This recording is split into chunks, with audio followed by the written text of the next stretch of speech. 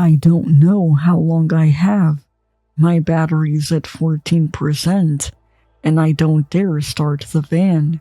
If I do, they'll hear me. I know that sounds paranoid, but you didn't see them. Or maybe you have. If you have, tell me. I need to know how to get out of here, okay? I travel alone. I document it.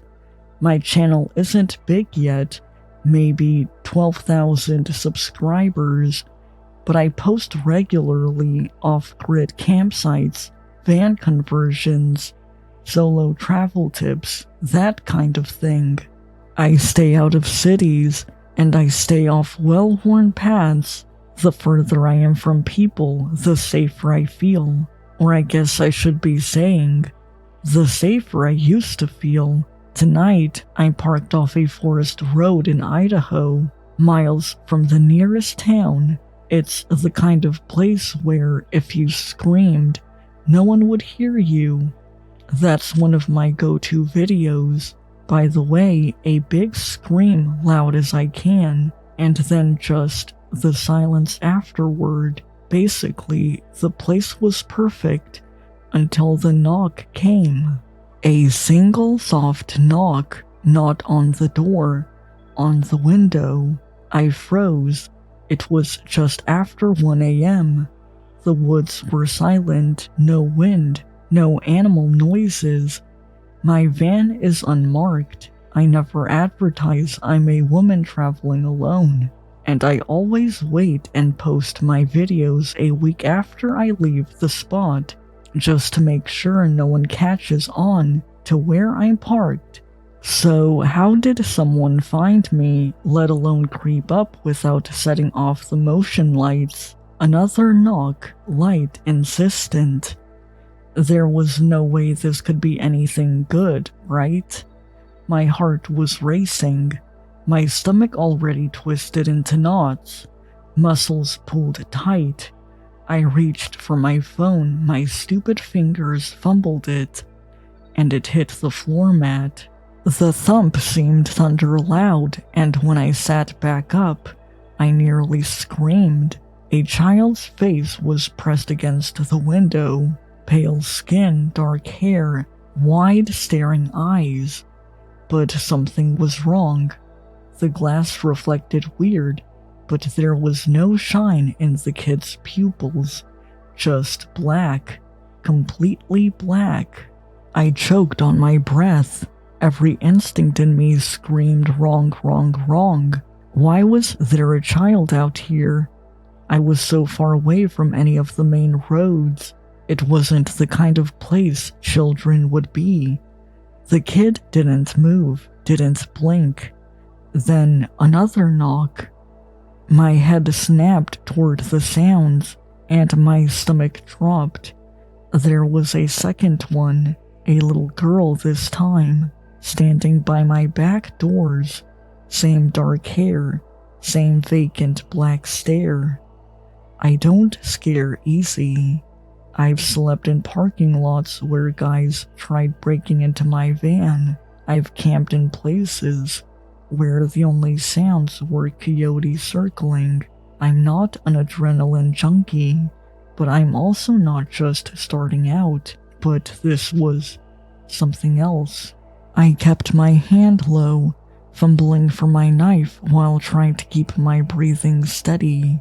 That sounds bad. These were just kids, right? But you don't understand. There was something wrong with them. The boy at the window finally spoke. Let us in. 3 words, no emotion, no inflection. Just a flat, empty demand. I shook my head. It made all my hair stand on end. He spoke again, more persistent this time. Let us in. The girl knocked again, harder. I heard it rattle the doors. It was a childish response, but I grabbed my blanket and pulled it up over my shoulders, cowering beneath the heavy cotton like it was a shield. I clutched my knife so tightly, it made my knuckles ache. I don't know how long I sat there, too afraid to breathe. I knew that if I opened the door, I wouldn't be able to close it again. Suddenly, they stepped back. The dark of night engulfed the windows again. I barely had time to process that relief before a new sound nearly made me scream. A tap on the driver's side. I whipped around. There was a third child, a new one.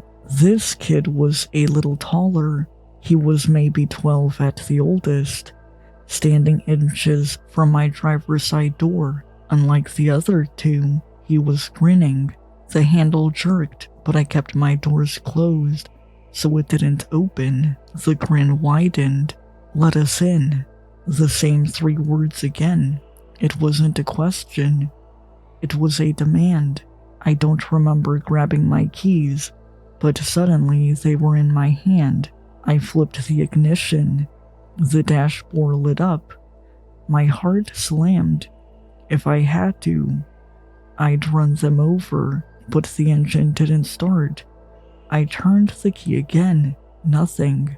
The battery was fine. The gas was full. It had started just fine this afternoon. But right now the van wasn't starting. And the kids, they were still standing there, staring, smiling. I reached for my phone, fingers shaking, no service. Then the tapping started again. Every window, every door, a slow, measured rhythm. I must have blacked out at some point, because the next thing I knew, the van was filled with light, sunlight. I woke up still clutching my knife. My doors were locked. My keys were still in the ignition. My phone was in my lap, battery at 23%. I risked a glance outside, but there was no sign of the kids. I opened the driver's side door, hard hammering.